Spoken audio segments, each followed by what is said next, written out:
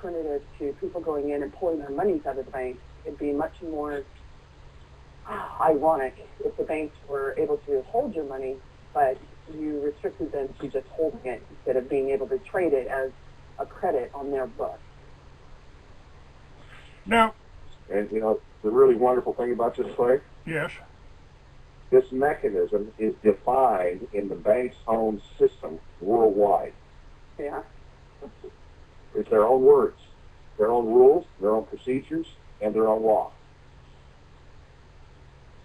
So we're putting the banks in a position that they will either admit they're going to follow the law or admit that they're thieves and slavers right up front.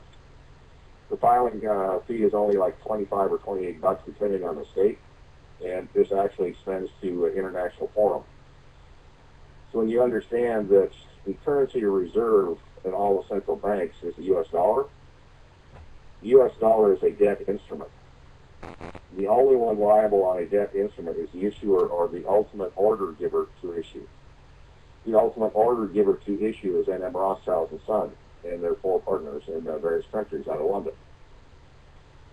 So when this mechanism goes into place and it's their own system, what happens is all of those assets, the 60% currency reserve in Spain that backs up with their money system, a Spanish individual, French or Italian could actually use this mechanism from there and register their use in this country as well, and frees up 60% of the currency reserve in their central banks.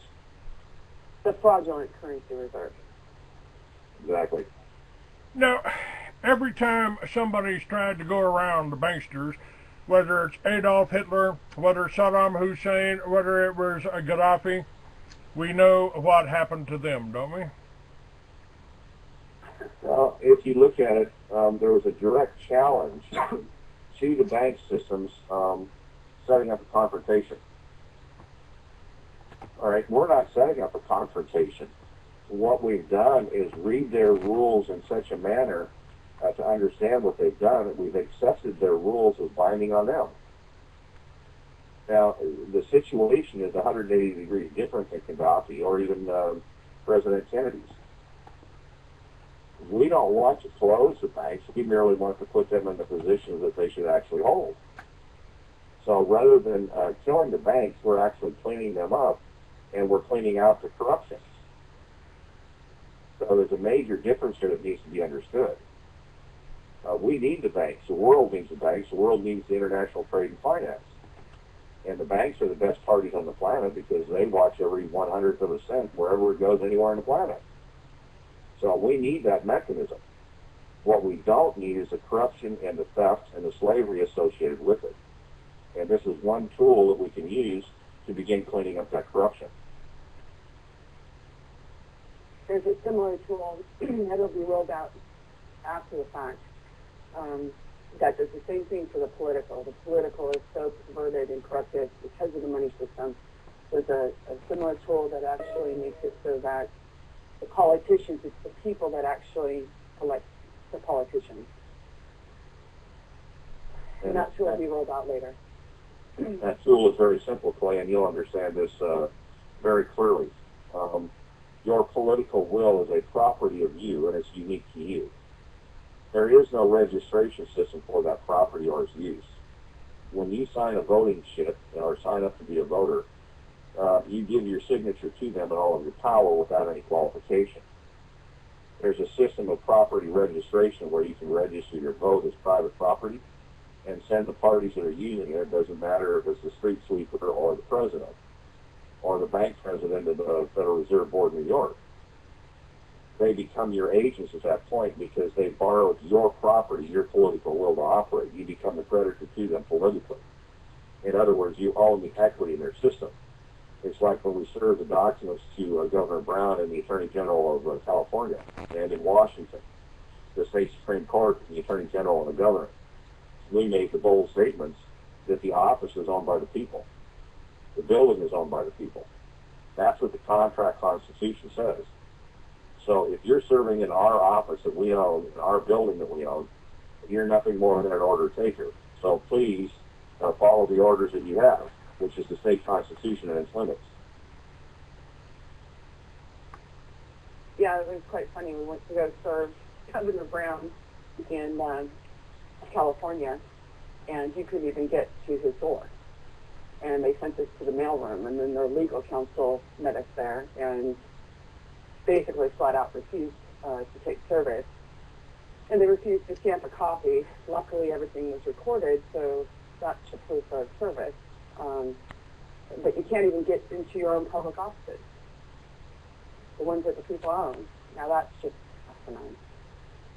And it's everybody knows that's wrong and unacceptable. Well, yeah, everybody knows that.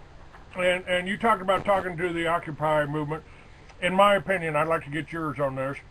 The Occupy Wall Street and Occupy Oakland are being set up to put us in conflict with the police, increasing the opportunity for a police state here.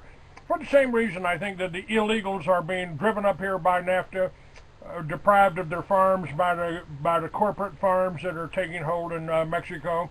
The individual farmer's been wiped out, basically the same thing that's happening here in the United States. And they're running them up here, they're bringing the drugs up here in order to criminalize the American people. And they've ended up putting, what, 40 million of us in prison for weed you could grow in the backyard? Which was also our number one cash crop across America, right? Well, all that's true, but let's look at the core of the issue. You have a clean bank system, none of that's possible. So the bottom line, in my opinion, of Occupy is you've got a lot of people that really have sincere grief to express. When I was in Occupy 3 weeks ago on Saturday, I saw 50,000 people minimum in the streets marching down the street. That's a pretty good statement. But I also noticed that all of the signs there, everyone, was dealing with problems. Everybody was complaining about a problem. There was not one solution presented. Our whole point is, I don't care what the problems are. We can't deal with all of those at once. But what we can do is get together and deal with one solution that affects all those problems. Let's go to the core of the issue. And we recommended to Occupy, the media up there, that a solution be presented in general to all of the Occupy movements, and it appears that that will happen this week. So we can start bringing all of that energy that is in the streets, all of the support, under a single banner for a single point. The second thing is that Occupy itself, while it may have been created, and most likely was, by the current system to take advantage, just like you say, they've actually lost control of it.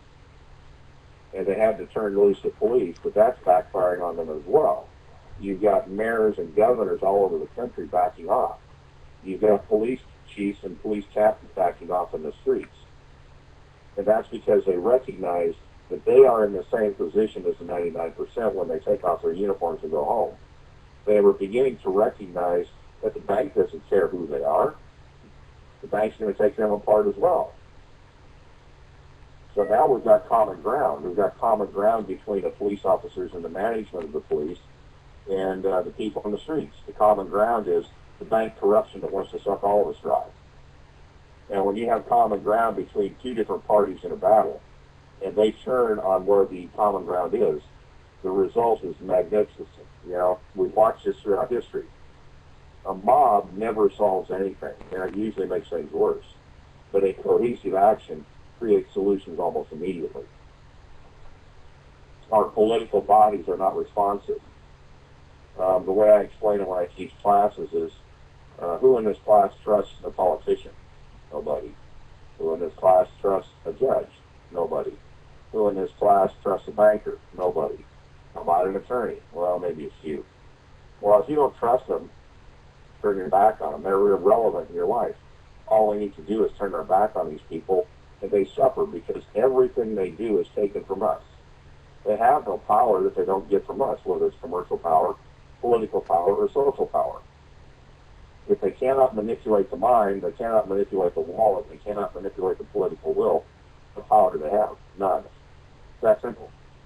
Charlie, I would like to clarify one thing. Our judges, our politicians, all of them, while yes, the money system goes in and creates a leverage point over them in order to pervert them and corrupt them, it still comes down to an individual self-responsibility. Those judges, politicians, attorneys, inclusive of the AGs, law enforcement officers, all of them will need to go do something right. When they get in, they either get hooked or they get leveraged upon.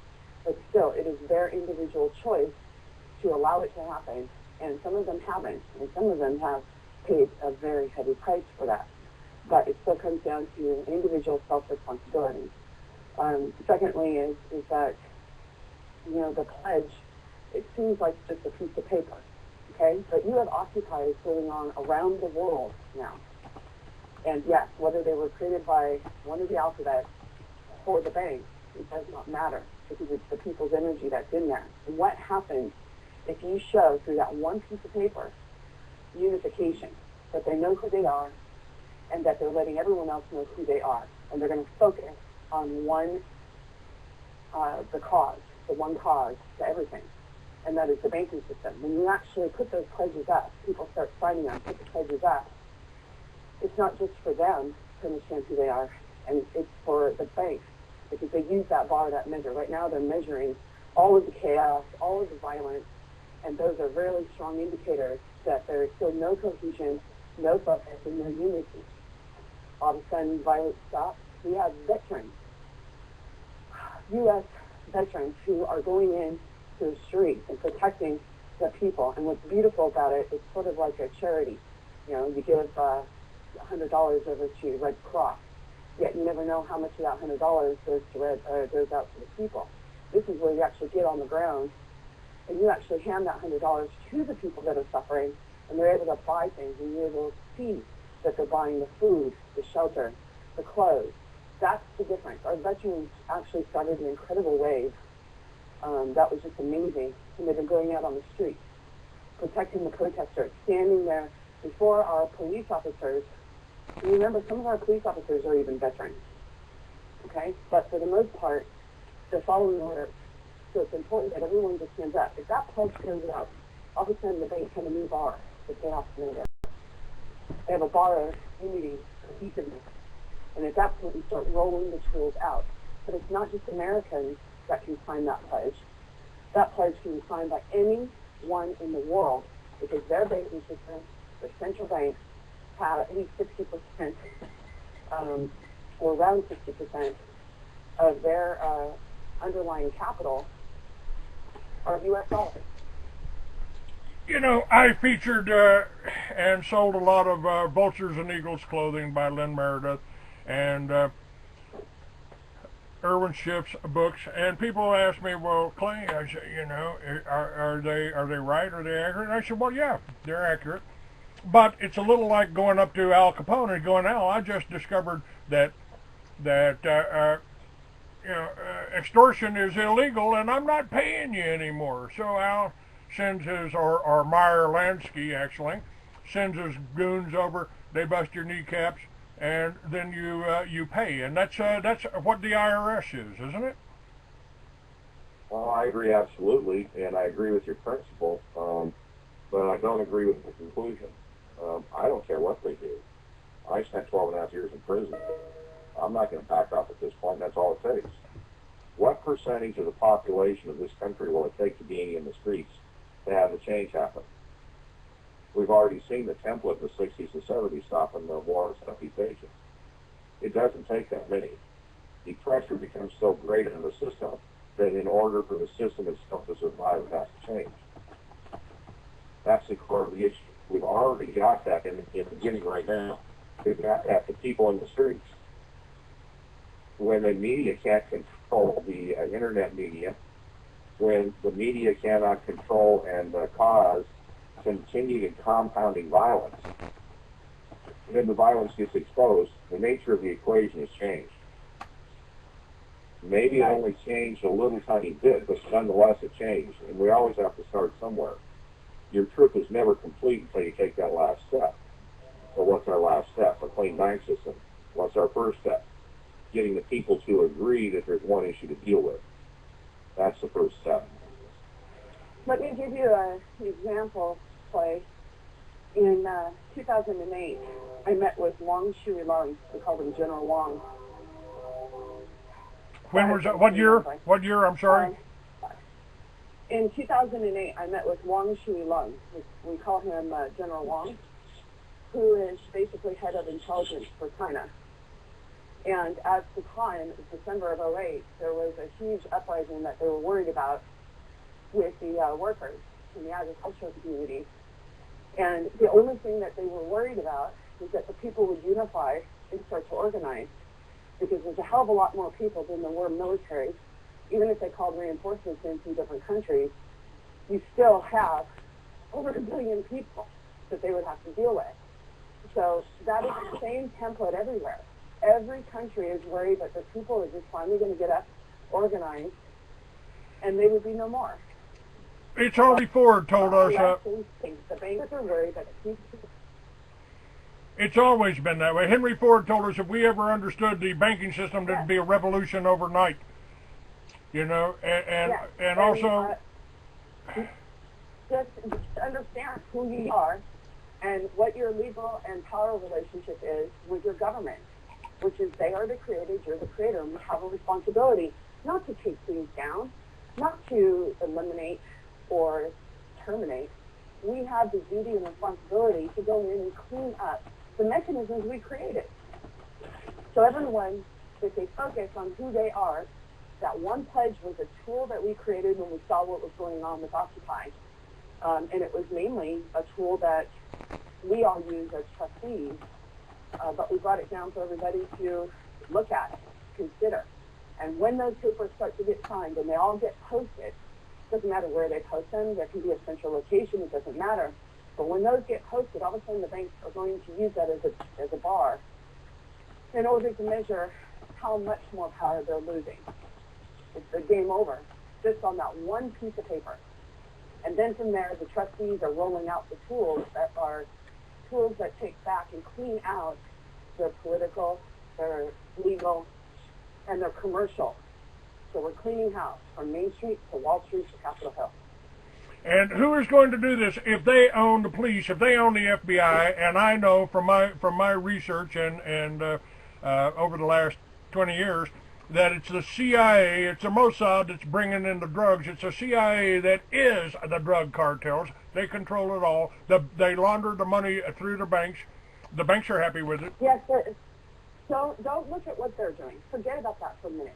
Look Okay. at what you're doing. The only way they can do all that is if we stay distracted, and we stay non-unified. Okay? When you start to unify and know who you are and cleaning up your house, there's nowhere for them to operate. There is no house that they can just commandeer. Don't focus on what they're doing. Focus on what we, the people, need to do. All right. Let me give you. Wait a minute. There's one thing I want to say. Okay. Go ahead. With CIA and Langley, you have to understand. There's a good side of CIA. There's a bad side of CIA. Okay? And I can tell you from firsthand personal experience, there are good guys in there that want this change, that know this change has to happen. The alternative is unacceptable. The alternative is heinous. So do not think that all the alphabets are evil to the core. There are really good people working inside those alphabets who are assisting with this change through information, through creating situations. Please understand they are one of the people as well. And they are working very hard and in very dangerous conditions if they were ever found out. I understand that. You know, one of my good friends just died. His name was Ted Gunderson. He was in the FBI. He ran the Los Angeles office, and you know, he's tried to do his part to expose it. And what I've tried to do with my show and everything, and my magazines, is get this kind of information out to the people. You know, the banks own all of the media companies, and I used to wonder, why are they so afraid of an old biker from Texas? I mean, I'm nobody. Why would they go to such an expense? And they've spent hundreds of thousands of dollars to shut me up, and just printing alone to try to label me as a right-wing extremist, a militia. That's what the FBI called me, a right-wing extremist. However, I walked into the FBI office, dropped a bundle of magazines off, and walked back out again. So I guess there's no particular crime about being a right-wing extremist, or at least being called that. Well, if you put this back in the focus of what it truly is, there's no nationalities, okay? There is no borders. The people who are created by the source, okay, and they get that, they are in very high, powerful positions. For the most part, they've been held hostage, and they understand that the only way that any of this change can happen is if people come together and they create a safe harbor so that these people, these agents of the people, can come out and bring this information. If you unify the people, and all you have to do, the pledge is just one tool, okay? One tool to let them know that the people are unifying. Those people now have a safe harbor to come out of their alphabet, come out of their law enforcement, come out of their judges' bars, or their judges' benches, and for attorneys to come out of the bank to give you all this information. But it's that safe harbor that has to be created, and that can only be created when the people unify. Use the pledge. It's just a tool, but use the pledge because it's something they fear the most. The only thing they fear is the people coming together. And that's the tool of their first law of warfare is divide and conquer, and that's what they do with us. Are you a Republican? Well, I'm a Democrat. You're a liberal? I'm a conservative. The public trust has been doing that to them. We've been dividing and conquering there, and I wouldn't say conquering, but dividing and showing that there is nobody in the corrupt world that has anybody's back.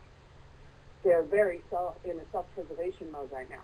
So while the public trust has been dividing and showing that they can be conquered, and we've been very magnanimous in not doing that step because there is a value and a place for everything, but only when it operates in transparency. That is the message that I will send out to all of the people that have been helping. And our veterans, without you, I must tell you, now is the time to actually do the job that you thought you were doing, and instead of occupying someone else's land, and instead of ruining other people's families in the name of the American people never, ever authorized anyone to murder, steal, or commit a breach of peace for profit. Never. You know, I put together an event for Sheriff Deaver here in Cochise County next to Tucson, where Tombstone is located. And what I suggested was, you know, many years ago, and I think this is one of the reasons they tried to kill me, I put together a plan for something called Liberty Villages. And since the basis of every civilization is a self-sufficient family farm, I figured if we got together on a farm, created a village, and grew our own food, non-genetically modified, from heritage seeds, opened up a restaurant and a gift shop and educated people that this is the way to live, and generated our own electricity, we wouldn't need the banks or the government for nothing. And that may have been the reason they tried to kill me. I think they're scared to death of that. I just put this whole event together over in Cochise County, covering all of Cochise County, from Benson down to Douglas. And then suddenly, the organizer who I was working with suddenly didn't want to work with me anymore. I'm still trying to figure out exactly what her motivation and what her rationale for doing that is. And well, the way I look at it is we're all known by our actions. Yes. So the only thing that I can be responsible for my actions. I don't worry about other people's affairs. It's not that I'm not aware of it, but often thinking to solutions across the board. You can have 101,000 people on the road discussing all these problems, and the only result is a continuation of the problems. You can have the three of us in the parking lot sharing a hot dog and a beer discussing solutions, and the only result there, the only effect will be solutions. Working on the solutions is the only thing that makes sense. And then acting on those solutions, implementing them. Now, the other thing, I agree with you. I believe that you've got an answer. I believe you've hit on the right key. I think you got the answer. But I'm trying to get the word out, and I'm not able. I'm blocked on the internet. My website was just blocked, or my calls, Skype calls were just blocked. You know, can't get into a blog talk radio anymore. Right now, at any rate, and you know, I've had magazines sold that you know, suddenly on Friday they were sold. On Monday, the CEO is white and shaking because he's scared to death. They've not been able to kill me or silence me, but they have been able to break me financially because the banks, you know, and Thomas Jefferson warned us: if you ever let a private bank issue your money, the banks and the corporations that spring up around them will leave your children homeless in the land we conquer. We got 1 million Americans out of their homes right now. You're trying to put a change to that. But how do people know about you? If they can't hear it on my radio show, and they can't hear my radio show, and they can't hear you on this, they've succeeded in silencing You know what, us. Clay? There's a simple solution. It's called the people. There's no group more diversified than the people. They hold every office. They hold every industry. And what's really great about it is when they come together, for instance, the show, okay? The show right now is blocked because they knew what we were coming in to say today. Not a problem. You take that recording. You can hand it our wizard. I'll give you our techie guy. I call him Wizard. Give you our wizard, and he'll show you exactly how to get it up. So it's probably the most downloadable iTunes recording on the planet. But there are mechanisms and there are tools. As long as the people stay focused, they work together, you put everyone's pennies in a pot, and you end up with $1 million. Okay? And we don't have to live on much right now in order to get this fixed, get this done. Everything the trustees have done has been financed out of their own pockets. There have been no donations. We've never asked for any, so we can keep this pure and clean, and there would never be a charge of special interest or self-interest. This is what happens when people join together. And right now we're at the point where everyone just needs to join together and take their skill sets, take their resources, and put it all in one pot and get this darn thing done. That's it. And the one thing that needs to be done is changing the money system. The only way the money system will change is if the people